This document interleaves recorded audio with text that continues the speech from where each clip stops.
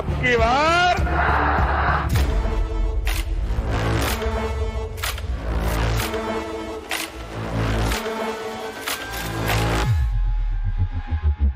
इसका नाम exit poll नहीं है, इसका नाम मोदी मीडिया पोल है। ये मोदी जी का पोल है, फैंटेसी पोल है उनका।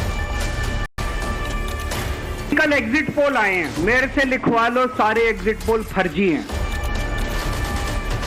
ये जो आंकड़े आते हैं ना 10, 15, 20 एग्जिट पोल की कंपनी से, ये खेल है, धंधा है भाई।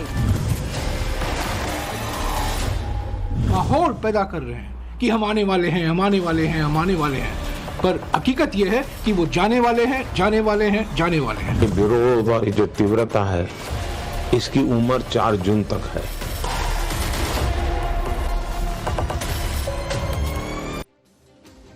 नमस्कार दर्शकों, मैं हूं नाविका कुमार और आज हम देखेंगे जन गण का मन कह क्या रहा है।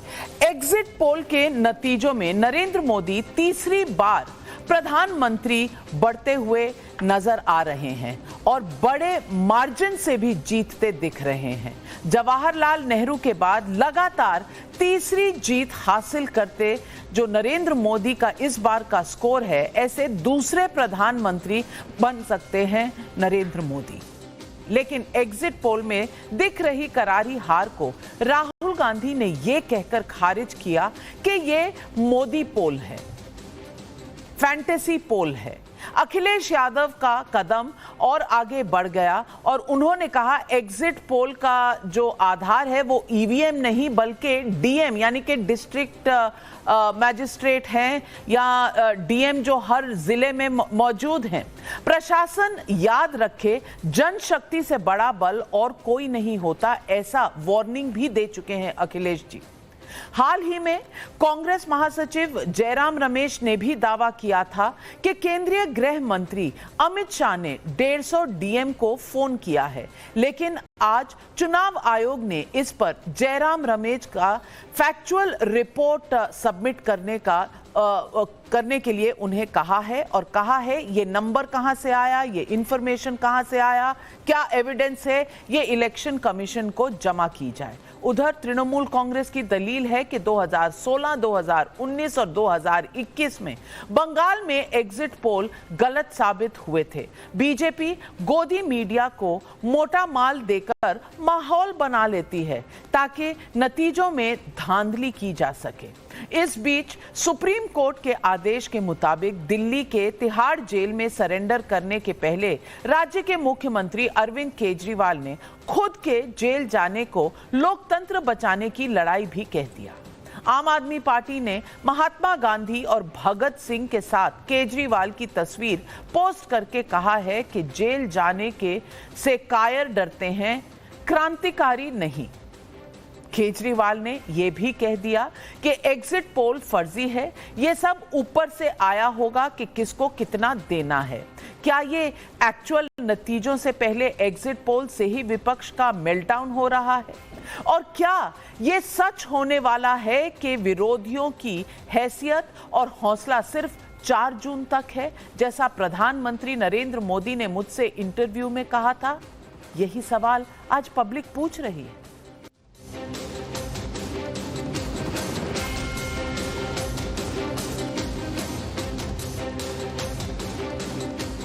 ऐसे में सवाल ये उठता है कि क्या कमोबेश सारे एग्जिट पोल में करारी हार को भांपकर राहुल गांधी ने मोदी पोल बता दिया इसे? आज 150 डीएम को अमित शाह ने फोन किया, इस दावे का कांग्रेस के पास सबूत है क्या? सवाल नंबर 3 जो आज उठता है वो ये कि रिजल्ट पलट जाएगा या ये सिर्फ जून 4 तक का हौसला है विपक्ष के पास? और इन सवालों के जवाब लेते हैं, हमारे साथ जुड़ रहे हैं जो आज के खास मेहमान अजय आलोक जी, बीजेपी के राष्ट्रीय प्रवक्ता हमारे साथ जुड़ रहे हैं। तहसीन पूनावाला हमारे साथ यहाँ स्टूडियो में है। अमीक जमाई जी, समाजवादी पार्टी के राष्ट्रीय प्रवक्ता, लखनऊ से हमारे साथ जुड़ रहे हैं। प्रोफेसर आनंद रंगनाथन हमारे साथ स्टूडियो में हैं। सबा नकवी जी, सीनियर जर्नलिस्ट, मेरे बाईं तरफ बैठी हैं। हर्षवर्धन त्रिपाठी, सीनियर जर्नलिस्ट, मेरे दाईं तरफ बैठे हैं। और तौसीफ खान जी पॉलिटिकल एनालिस्ट तृणमूल कांग्रेस को सपोर्ट करते हैं, ये भी हमारे स्टूडियो में है। सबसे पहले तो मैं पूछना चाहूंगी अमीक जमाई जी आपसे, क्या हो गया मेल्टडाउन इतना ज्यादा कि ईवीएम को डीएम का पोल बता दिया?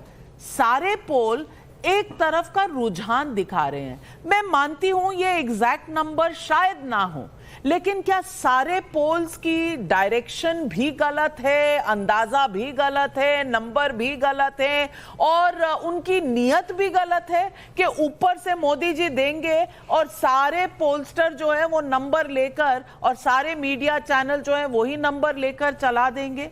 ये अब सर्टिफिकेट क्या हमें विपक्ष से मिलेगा 33 साल की पत्रकारिता के बाद? देखिए नाविका मैम, कल से तो आप लोगों ने सरकार बनवाई दी है भारतीय जनता पार्टी के इंक्लूडिंग, लेकिन मैं आपसे ये कहना चाहता हूं कि ये जो एग्जिट पोल है ये सिंगोल का एग्जिट पोल है। भारत के कॉन्स्टिट्यूशन का, भारत की जनता का जो एग्जिट पोल है वो 4 तारीख को आएगा। और नाविका मैम, मैं आपकी बहुत इज्जत करता हूं, आपका और बहुत लंबा करियर है।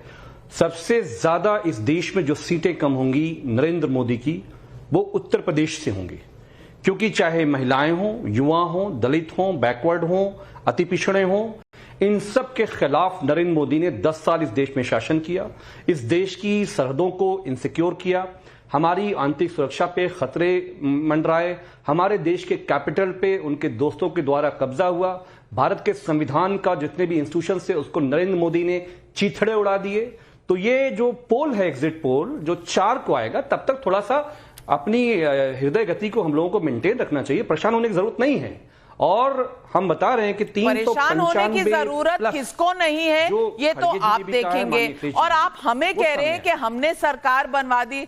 अजी हमारी इतनी हिम्मत कहां, हम थोड़ी कोई सरकार बनवाते हैं, सरकार बनवाती है देश की जनता। ना आप में वो हिम्मत है ना मुझ में वो हिम्मत है।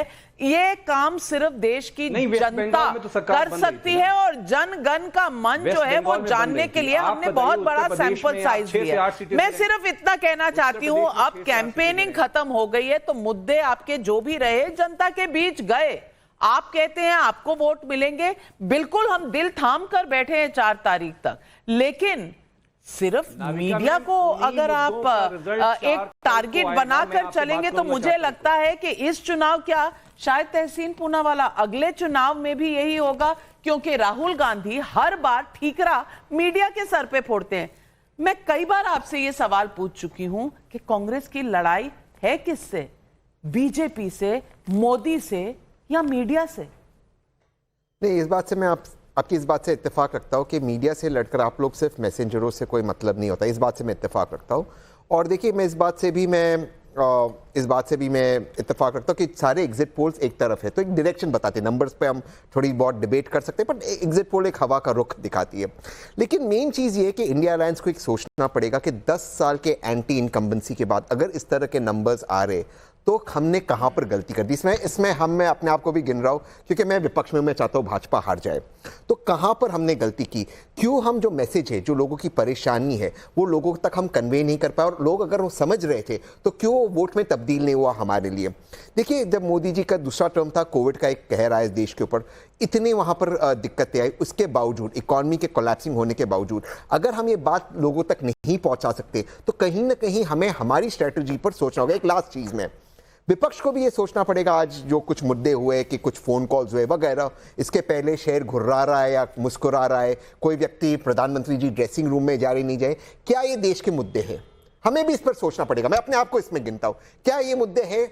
मीडिया को अगर हम कहें शेयर क्यों घुर्रा रहा है, क्यों मुस्कुरा रहे हैं, तो आप तो उठाओगे उसे, तो उसमें मीडिया की गलती नहीं। तो कौन से मुद्दे, किन मुद्दों पर लड़ना चाहिए, हमें ये सोचना चाहिए। मुझे ये लगता है बहुत अच्छी मीठी बातें आज सुनने को मिल रही हैं। अजय आलोक जी, 1 मिनट, आनंद जी आपके पास आ रही हूं। अजय आलोक जी, आज इतनी समझदारी का यहां पर डिस्प्ले हो रहा है, परिचय दिया जा रहा है, परसों तक तो ऐसा नहीं हो रहा था। 30 तारीख तक जब तक कैंपेन चल रहा था, नरेंद्र मोदी के ऊपर टारगेट था, और यही कहा जा रहा था तानाशाह आए हैं, इस देश में लोकतंत्र मर जाएगा, इस देश का संविधान मर जाएगा, यहाँ जितने यूथ हैं, जितना बेरोजगारी है, महंगाई है, ये सारे मुद्दे जो हैं इस वजह से मोदी हारेंगे। अब जब ऐसा नहीं होता नजर आ रहा तो आज सब फिलोसोफर बन गए। देखिए नाविका जी, कुछ लोग फिलोसोफर बन गए हैं और कुछ लोग बैलेंस लूज कर गए। अमित जी ने कहा 4 तारीख को जब एग्जिट पोल आएगा, 4 को एग्जिट पोल नहीं आएगा, 4 को एग्जैक्ट पोल आएगा, एग्जैक्ट रिजल्ट आएगा और इससे भी भयानक रहेगा। लोग तो हमें 360 370 ही दे रहे हैं, 400 पार होगा 4 तारीख को संविधान। और जहां तक रहे तहसीन भाई, तो ठीक है, तहसीन भाई पढ़े लिखे समझदार व्यक्ति हैं और वो जानते हैं कि जब एक साथ सारे एग्जिट पोल दिखा रहे हैं तो डायरेक्शन क्या होना है चुनाव का, ये उनको भली भांति पता चल गया है। तो थिथराई करने से ज्यादा अच्छा है कि उन्होंने अच्छी अच्छी बातें बोली कि खुद का मंथन करना पड़ेगा, खुद पे चिंतन करना पड़ेगा कि हमसे कहाँ गलती हो गई। अरे गलती पूरे देश को पता है तहसीन भाई, आप ही को नहीं पता चल रही है। गलती ये है कि 3 शहजादे हैं, शहजादे हटाओ, पार्टी बचाओ। आपके पार्टी का प्रवक्ता ये कर लीजिए, गलती सुधर जाएगी। नहीं तो 29 क्या 34 क्या 39 भी, ये कोई उपाय नहीं है। अरे आप ये देखिए देश कितना बदल गया है, ये बदलता भारत है, उभरता भारत है। यहाँ डायनास्ट की अब जरूरत नहीं है, यहाँ काम करने वाले लोगों की जरूरत है, यहाँ छुट्टी लेने वाले की जरूरत नहीं है। 23 साल में 23 सेकंड का छुट्टी नहीं लिया प्रधानमंत्री ने। 72 साल की उम्र में 206 रैली, 23 रोड शो, 83 इंटरव्यू, और आप लोग के शहजादे कुछ नहीं। जनता से कनेक्ट ही नहीं है भाई। खटाखट खटाखट खटाखट बोलने से नहीं ना होता है, फटाफट फटाफट फटाफट गायब हो जाएंगे 4 तारीख को। मुझे आश्चर्य लगता है कि गलती सामने दीवार पे लिखी हुई है, पढ़ आप लोग नहीं रहे या पढ़ना नहीं चाहते डर के मारे। चलिए तो मैं नंबर की तरफ सबका ध्यान आकर्षित करती हूं। पहले तो उत्तर प्रदेश की बात कर लेते हैं। उत्तर प्रदेश में सीट वाइज क्या होने वाला है। मैनपुरी में डिंपल यादव जी हैं। यहाँ मैनपुरी में डिंपल यादव जी जीतती हुई नजर आ रही हैं, ये हमारा एग्जिट पोल बता रहा है। अमीक जमाई कह दीजिए ये भी गलत है। नहीं, ये नहीं आप कहेंगे। बदायूं में आदित्य यादव बीजेपी के जीत रहे हैं दुर्विजय सिंह शाक्य के सामने, यानी कि समाजवादी पार्टी जीत रही है, बीजेपी हार रही है। कह दीजिए ये भी गलत है अमीक जमाई जी। आजमगढ़ में धर्मेंद्र यादव जीत रहे हैं समाजवादी पार्टी के, बीजेपी सीट हार रही है आजमगढ़ की। कन्नौज में सुब्रत पाठक और कांठे की टक्कर है अखिलेश जी के साथ। यहाँ पर अखिलेश जी का यहाँ पर गढ़ है। तो हर्षवर्धन त्रिपाठी जी, अब 3 सीटें तो मैंने समाजवादी पार्टी को जीतते हुए दिखा दी, अब भी क्या पोल गलत है?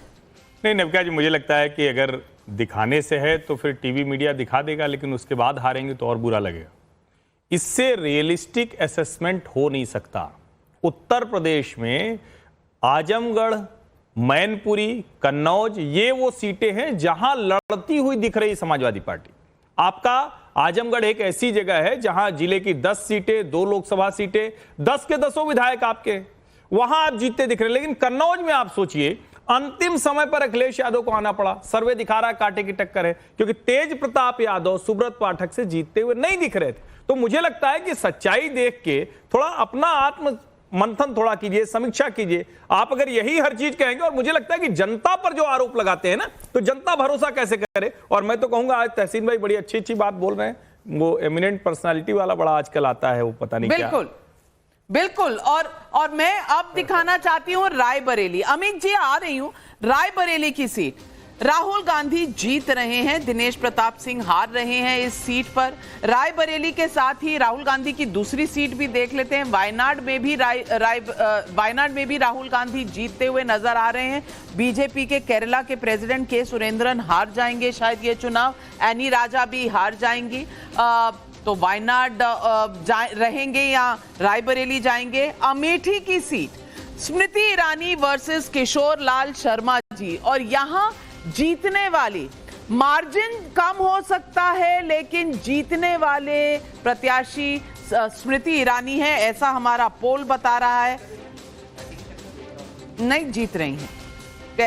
आप चाहते होंगे कांटे की टक्कर हो, पर है नहीं, कम से कम हमारे पोल के मुताबिक। स्मृति ईरानी तो नविका जी कांटा ही है। नहीं ऐसे नहीं। नहीं, आपके लिए पर्सनली, कांग्रेस के लिए तो बड़ा काटा है राहुल गांधी।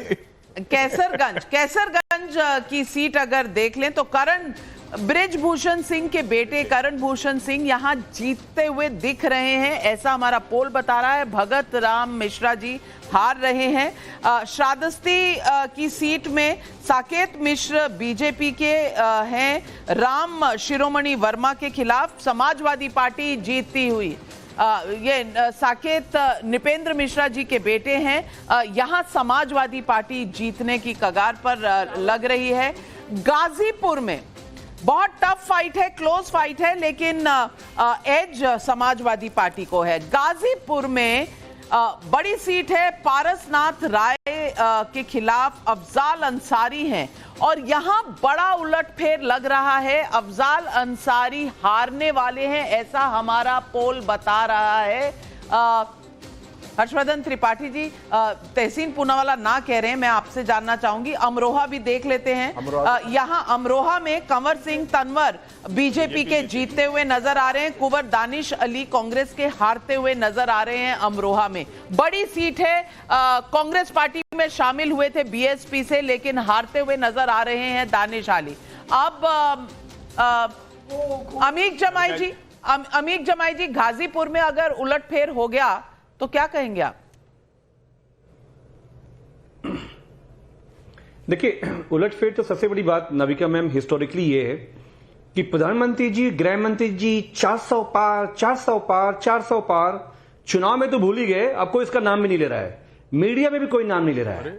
सीधी सी बात यह है कि जो इंडिया अलायंस है 395 प्लस होगा और उत्तर प्रदेश में सबसे ज्यादा सीटें इंडिया अलायंस जीतने वाला है। इसको आप नोट कर लो। गाजीपुर की सीट नाविका मैम, इसको आप रिकॉर्ड पे करिए, 1.5 लाख वोटों से अलायंस समाजवादी पार्टी का हम वहां पे जीत रहे हैं। आपने अखिलेश यादव जी की बात करी, 2.5 लाख वोटों से कन्नौज की जीत है। आपने डिंपल मैम की बात करी, 1.5 से 2 लाख की जीत है उस सीट पर। आजमगढ़ की सीट, जौनपुर की, मछली शहर की, मेरे पास तो एक एक रिकॉर्ड है।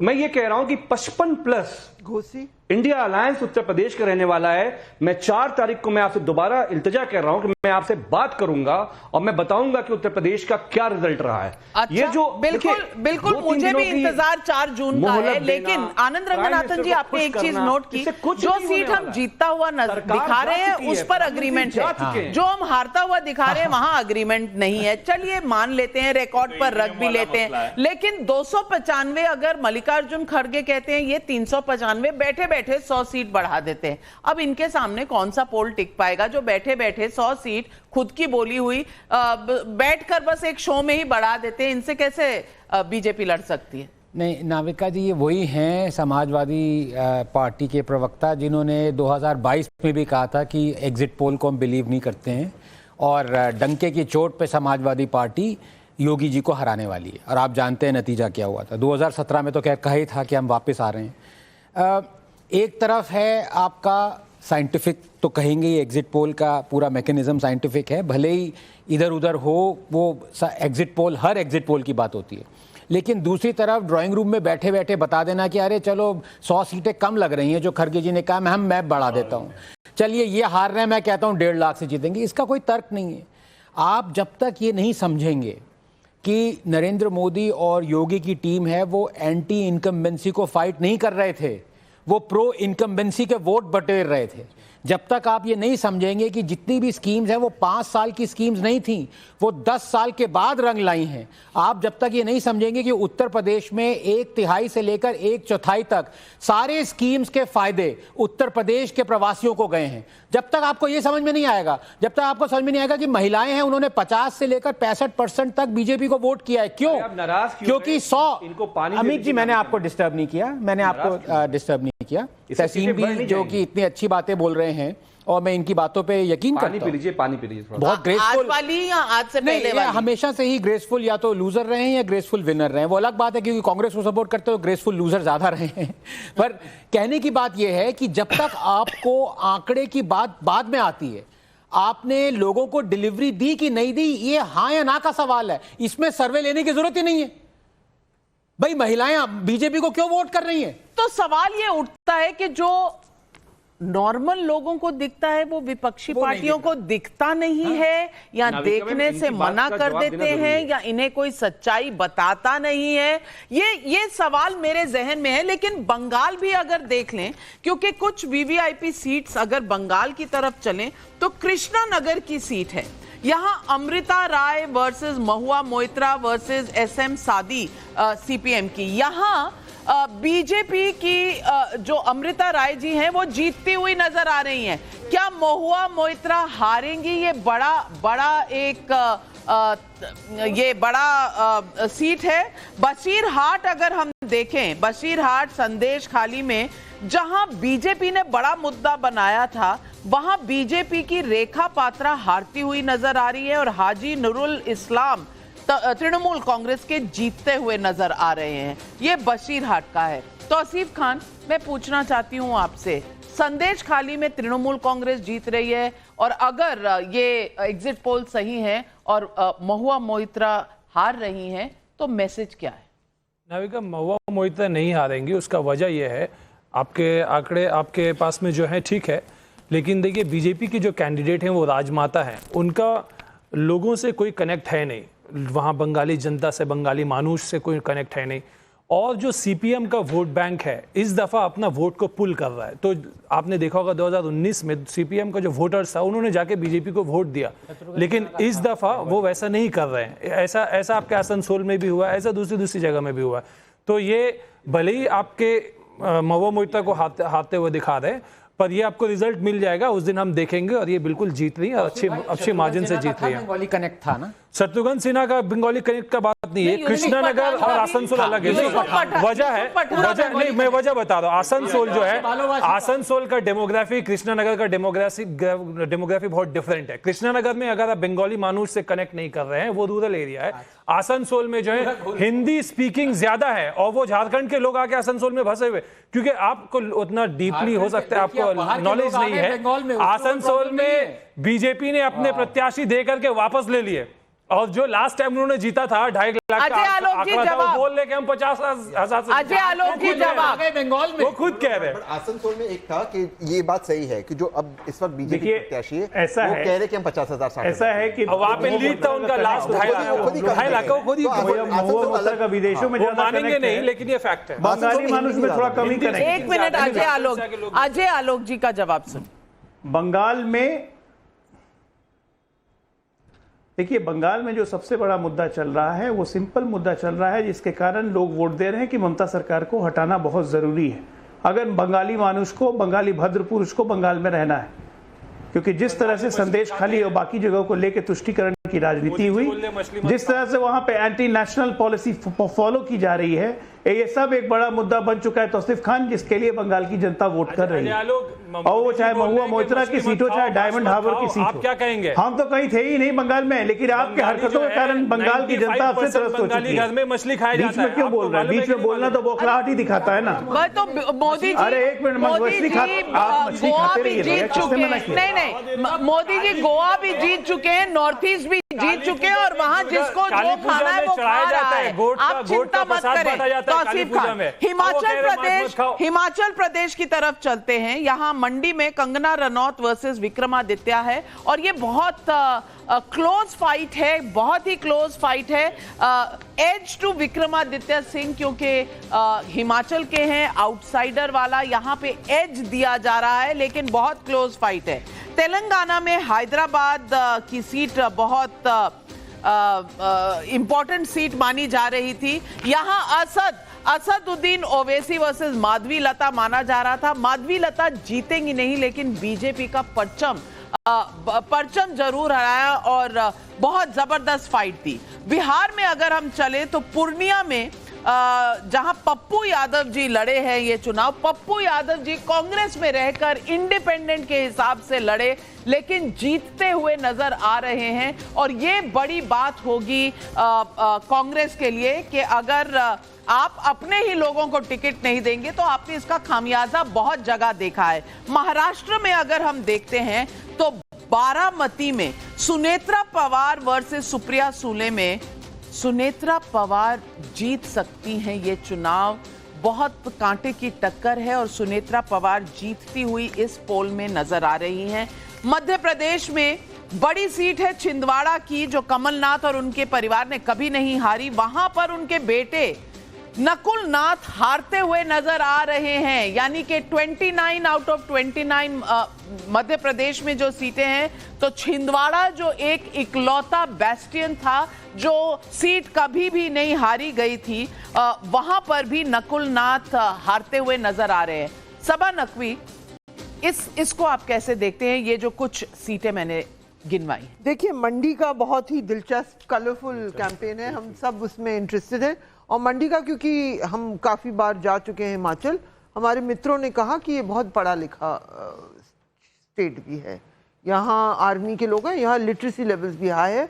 और इन्होंने कुछ ऐसी चीज़ें कह दी जो लोगों को तमाशा अच्छा लगा, लेकिन अंत में जब उनके सामने एक अच्छा कांग्रेस के कैंडिडेट आए ट्रेडिशनल परिवार से, तो उन्होंने कहा था एक सीट कांग्रेस जीतेगी। और उनको मैं मैसेज कर दूंगी कि कि आपका एग्जिट पोल भी दिखा रहा है कि वो राइट थे, बाकी सब सीटें। अच्छा, और ये भी देखने की बात है कि विक्रमादित्य सिंह रामलला की प्राण प्रतिष्ठा पर गए थे, क्या ये इसका भी इम्पैक्ट हो सकता है हर्षवर्धन त्रिपाठी? बिल्कुल हो सकता है। और विक्रमादित्य सिंह और उनकी माताजी की जो लाइन रही वो कांग्रेस से बहुत अलग रही। इनफैक्ट गांधी परिवार से वो लड़ते हुए दिखे। अब कंगना रनौत के खिलाफ हालांकि मुझे लगता है कि बहुत क्लोज कॉन्टेस्ट होगा, जिस तरह की लड़ाई है, और खुद प्राइम मिनिस्टर उस सीट पर गए, तो मुझे लगता है कि इतना आसान नहीं होगा। लेकिन विक्रमादित्य सिंह चूंकि जिस विरासत को लेकर आते हैं, एक उसका भी असर है, राज परिवार का भी असर है। और जो अभी तौसीफ भाई कह रहे थे, वहां राजमाता है, उनका कनेक्ट है, इसीलिए भारतीय जनता पार्टी ने टिकट दिया है। कम से कम ये थोड़ा सा ध्यान रखना चाहिए, वो वहीं की हैं। छिंदवाड़ा अगर जाता है तो तहसीन पूनावाला की पार्टी के लिए क्या संदेश है?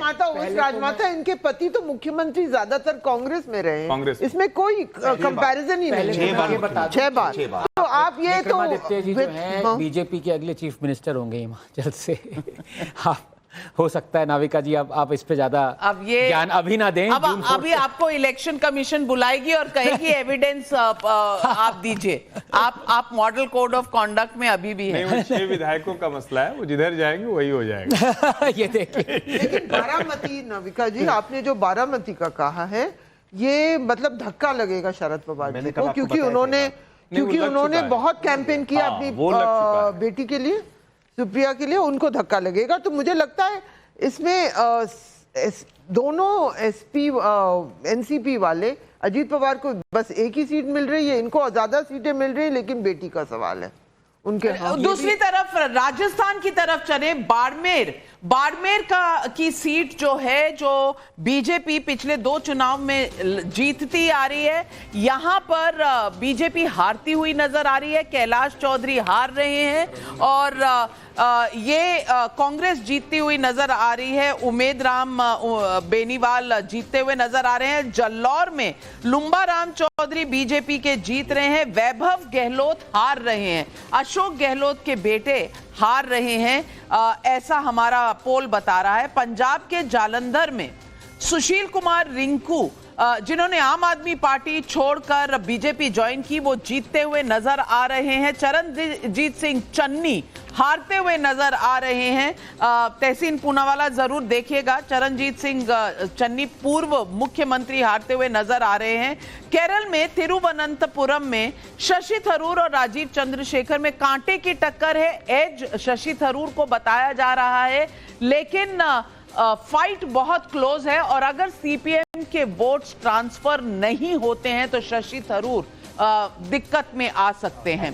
चंडीगढ़ में संजय टंडन वर्सेस सीपीएम के वोट्स ट्रांसफर होने की जरूरत नहीं है, क्योंकि जितना सीपीएम मजबूत होगा, जितना बीजेपी मजबूत होगी उतना कांग्रेस जीतेगा। ये थोड़ा सा मैं इस आकलन को नहीं मानता हूं कि सीपीएम के वोट्स ट्रांसफर होने चाहिए। जितना लेकिन शशि थरूर जीतेगा, जितना बीजेपी ज्यादा वोट लेगी। चंडीगढ़ में संजय टंडन वर्सेस मनीष तिवारी, इसमें संजय टंडन जो रहने वाले चंडीगढ़ के हैं और प्रेसिडेंट भी हैं बीजेपी की पार्टी के चंडीगढ़ में, वो जीतते हुए नजर आ रहे हैं। शायद मनीष तिवारी को इस बार ये सीट में दिक्कत आ सकती है। पार्टी की टक्कर है, बड़ा मार्जिन नहीं, पर मार्जिन कम है, लेकिन फाइट है, लेकिन एज संजय टंडन को है। तो 5 सेकंड में लेना चाहता हूं एक एनालिसिस जो आप आने वाले 1-2 दिन में मैं चाहता हूं आप करें। मैंने रफली किया है कि इस इलेक्शन में 25% ऑफ द कैंडिडेट्स जो बीजेपी ने सिलेक्ट किए हैं वो टर्न कोट्स हैं, अलग पार्टी से आए हैं। उनमें से कितने लोग जीत रहे हैं? मैंने जो किया है वो 68% जीत रहे हैं। इसका मतलब क्या दिखाता है? इसका मतलब पार्टी कोई भी हो, टर्न कोट कोई भी हो, आएगा तो मोदी ही। मोदी के नाम पे वोट दिया जा रहा है। तहसीन पूनावाला, ये तो डेटा अगर वे तीसरी बार जीत रहे तो किसके नाम पे, उन्हीं के नाम पे। अभी इस पे कैसे आप आर्ग्यू करोगे? वो तो डेटा, वो बात क्या हो गया आपकी लड़ाई? नहीं, ये कौन सा विटामिन की दिलवाऊं मैं आपको? संभालो थोड़ा। नहीं, मैं ये नहीं संभालो। तो क्या कहो कि मोदी जी के नाम पे नहीं जीत रहे? तो क्या कहो? कल तक दूसरा पूनावाला भाई बीजेपी में आ गया। मैं बीजेपी के खिलाफ हूँ, मैं बीजेपी के खिलाफ हूँ, मैं चाहता हूँ बीजेपी आ रहे, लेकिन अगर वो जीत रहे तो अब ये कहना इस टीवी चैनल पे कि नहीं मोदी के नाम पे नहीं जीते किसी और फैक्टर पे, तो कैसे? मतलब इतना ट्रोलिंग होगा इसके बाद। ट्रोलिंग से डर रहे हैं, ट्रोलिंग से नहीं डर रहा हूं। अजय आलोक जी, अगर तहसीन पूनावाला ट्रोलिंग से डर रहे हैं तो फिर ये तो बिल्कुल ये बताता है कि कांग्रेस पार्टी सिर्फ सोशल मीडिया पर जीत सकती है, क्योंकि कांग्रेस पार्टी का ट्वीट था 613 मिलियन यूट्यूब व्यूज मिले हैं, हम जीत रहे हैं, बीजेपी पीछे रह गई है। तो ये सोशल मीडिया पे तो नहीं लड़ रहे थे कहीं चुनाव। ये चुनाव सोशल मीडिया पे ही लड़ रहे थे। इनके प्रवक्ता तो खुलेआम कल बोल रहे थे ना भाई कि कैसे हमें कम वोट आएंगे, हमारे ट्वीट पे इतने आरटी होती है, इतनी यूटी होती है, हमारे यूट्यूब चैनल को इतना लोग देखता है। तहसीन भाई आप समझदारी से बात करें। देखिए नविका जी, इस चुनाव का सबसे बड़ा टेक क्या है? डायनास्ट नकारे जा रहे हैं, राष्ट्रीय स्तर पर राहुल गांधी नकारे जा रहे हैं, वैभव गहलोत चुनाव हार रहे हैं, दूसरे मुख्यमंत्री के पुत्र भी चुनाव हार रहे हैं। तो ये ट्रेंड है कि अब लोग डायनास्टिक पॉलिटिक्स और परिवारवादी राजनीति से निकल रहे हैं और वो चाहते हैं कि उनकी लीडरशिप एक ऐसे लोग के रहे जिन्होंने अपना खुद संघर्ष किया, जिनमें पास कोई मेटल हो। Non metallic leadership is not required in the country. और आप ये देखिए कि प्रधानमंत्री मोदी इतने बड़े मैग्नेट हैं, वो वोट के मैग्नेट हैं, वोट उनसे चुंबक की तरह चिपकता है और ये लगातार 23 वर्षों में उन्होंने करके दिखाया है।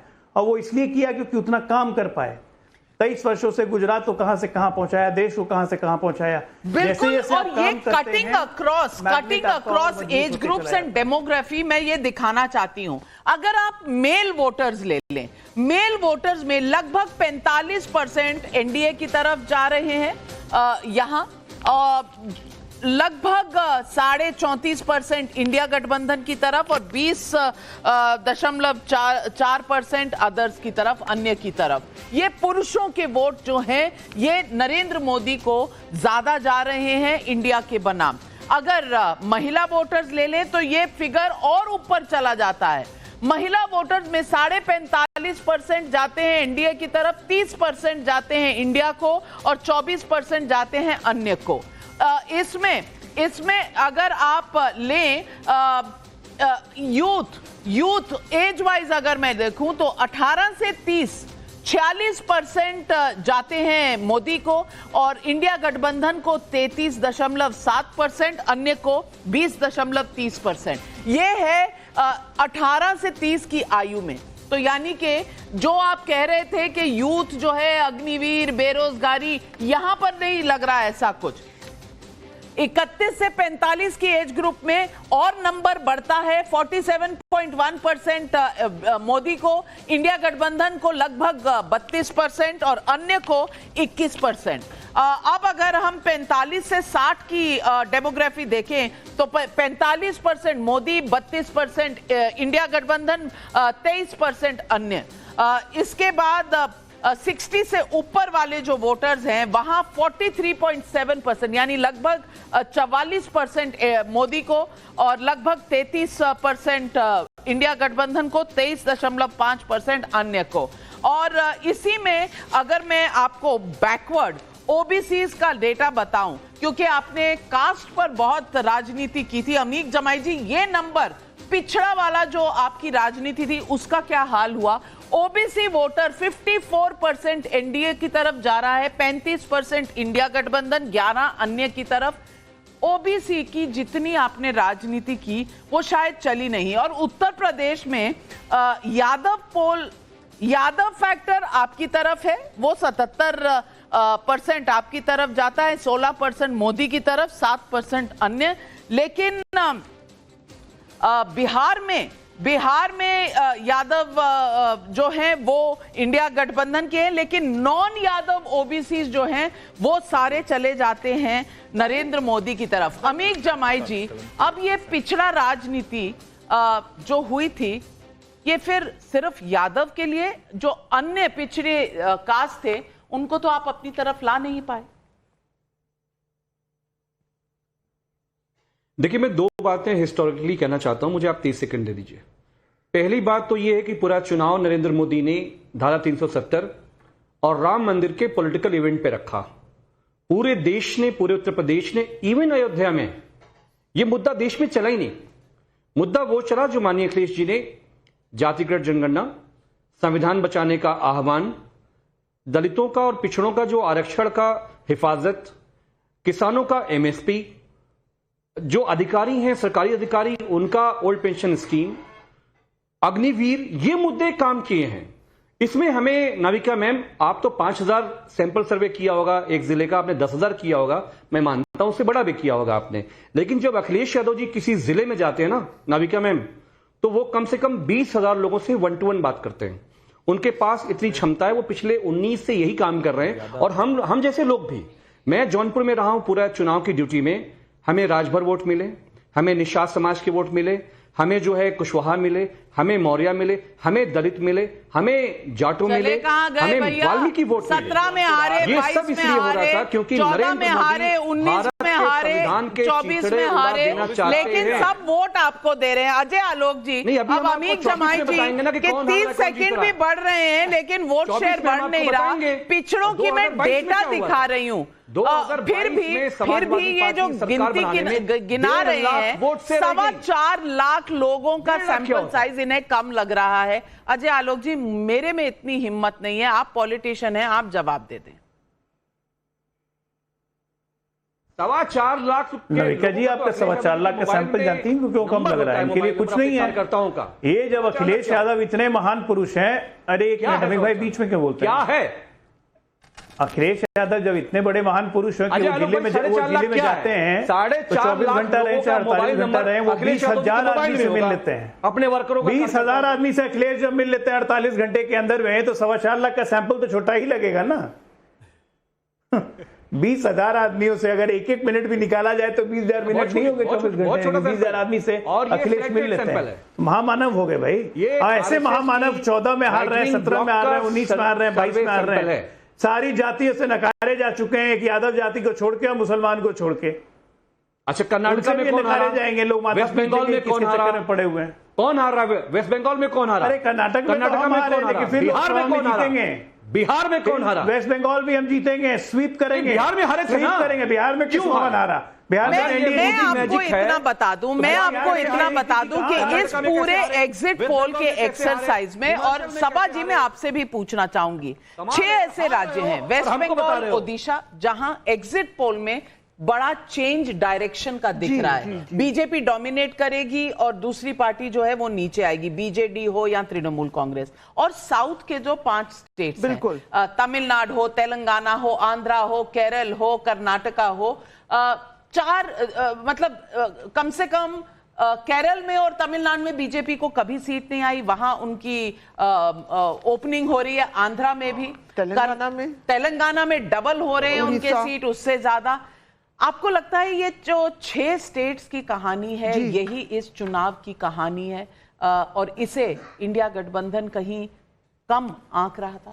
बिल्कुल नाविका जी, हम लोग बातचीत में भी, और ये जायज़ है कि हम लोग ज़्यादा यूपी बिहार की बात करते हैं, जहां बीजेपी पीक, और मैंने हमेशा माना है कि जैसे समाजवादी पार्टी, ये लोग बहुत इंथुजियास्टिकली कैंपेन करते हैं, लेकिन जो टेक्निकल एस्पेक्ट्स हैं चुनाव का, जो ऑर्गेनाइजेशन, जो संगठन भाजपा और संघ परिवार लाता है वो इसको मैच नहीं कर पाते। लेकिन फिर भी इन्होंने लड़ा, चलिए मैं मॉक नहीं कर रही हूँ, लेकिन अगर ये एग्जिट पोल के जो आपके जो फाइंडिंग्स हैं अगर वो सच है, हम भारत का अगर नक्शा देखें तो हम हमेशा देखते थे कि उस ईस्टर्न कॉरिडोर में भाजपा एब्सेंट है। तो वो अगर ये सही हो कॉरिडोर, तो उस कॉरिडोर में अगर ये हो रहा है तो वो बड़ी चीज है। ईस्टर्न कॉरिडोर भी वहां बीजेपी स्प्रेड करा है, चाहे हमको पसंद हो या ना पसंद हो, हमारा काम है कि हम पॉलिटिकल एनालिस्ट है और ये बड़ी चीज होगी बीजेपी का। और आप देखिए मैं तस्वीरों में बताना चाहती हूँ एग्जिट पोल के बाद, एक तरफ प्रधानमंत्री नरेंद्र मोदी 7 मीटिंग्स कर रहे हैं, योगी जी जू में टाइगर को खिलाने चले गए हैं और पूरा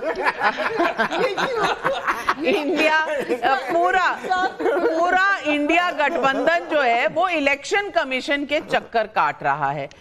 ये मैं कॉन्ट्रास्ट केजरीवाल जी को छोड़ नहीं, हाँ वो जेल, वो अपनी आत्मा को लेके 7 किलो की आत्मा को लेके जेल गए हैं। तो ये आत्मा का वजन कैसे पता? तो आंख बंद तुमको आत्मा का वजन आपको देखिए, पहले 4.5 किलो था आत्मा का वजन, अब केजरीवाल जी ने खुद कहा 7 किलो है। तुम्हें अच्छा खुद बिल्कुल। और लेकिन ये कॉन्ट्रास्ट है। और अब मैं आखिरी में आपको स्ट्राइक रेट दिखाना चाहती हूँ। जो पार्टियां कह रही थी कि तानाशाह इस देश को बर्बाद करने आए हुए हैं, उन पार्टियों का मैं स्ट्राइक रेट दिखाना चाहती हूँ और वो स्ट्राइक रेट आपके स्क्रीन पर है। कांग्रेस का स्ट्राइक रेट देख लेते हैं। कांग्रेस का स्ट्राइक रेट अगर आप देखें तो लगभग 64 सीटें जीत रहे हैं, 20% से नीचे का स्ट्राइक रेट है। 328 में से अगर 64 जीतें तो 20% से नीचे का उनका स्ट्राइक रेट है। अब हम आम आदमी पार्टी देख लेते हैं। आम आदमी पार्टी 22 सीटें लड़ी थी, 4 में जीत रही है, 18 लगभग % का उनका स्ट्राइक रेट है। अब हम चलते हैं और देख लेते हैं तृणमूल कांग्रेस को। तृणमूल कांग्रेस 47 सीटें लड़ी है, 20 जीत रही है। अच्छा स्ट्राइक रेट माना जाएगा अगर ऑपोजिशन में किसी का तो वो ममता बनर्जी का 42% उनका स्ट्राइक रेट है। समाजवादी पार्टी का इस वक्त जो रुझान बता रहे हैं, अगर 10 सीटें 62 में से आती हैं तो 16% उनका स्ट्राइक रेट है। अब चुनाव में क्या होता है मैं नहीं जानती, असली रिजल्ट 4 तारीख को आएंगे। लेकिन किसी भी स्कूल में अगर कभी कोई पढ़ा हो तो पासिंग परसेंटेज 40% होती है। तृणमूल कांग्रेस के अलावा और कोई पार्टी इसे पार करती हुई नजर नहीं आ रही। और अगर बीजेपी का स्ट्राइक रेट देखें और जिस तरह से पोल्स ने, और हमारे पोल ने तो शायद उन्हें कंजर्वेटिवली 315 का मध्य नंबर दिया है, 315 का अगर लिया जाए तो मुझे लगता है कि लगभग 65 से 70% का उनका स्ट्राइक रेट होगा। बाकी पार्टियां पास नहीं हो रही। क्या यही कारण है कि नरेंद्र मोदी तीसरी बार इस देश के प्रधानमंत्री बनने वाले हैं? और जन गण का मन, चाहे विपक्ष ने जो भी कहा इस लंबे चुनाव के दौर में, जन गण का मन अगर किसी के साथ है और डिसाइसिवली किसी के साथ है तो वो हैं देश के प्रधानमंत्री नरेंद्र मोदी। नरेंद्र मोदी आज मीटिंग्स करके अपने पहले 100 दिन का प्लान भी बना रहे हैं। विपक्ष कहां है? इलेक्शन कमीशन में। कंप्लेंट के दौर जारी हैं। क्या होगा आगे हम आपको बताते रहेंगे। लेकिन आज इस शो पर मेरे साथ जुड़ने के लिए अपने तमाम पैनलिस्ट का मैं धन्यवाद करती हूं।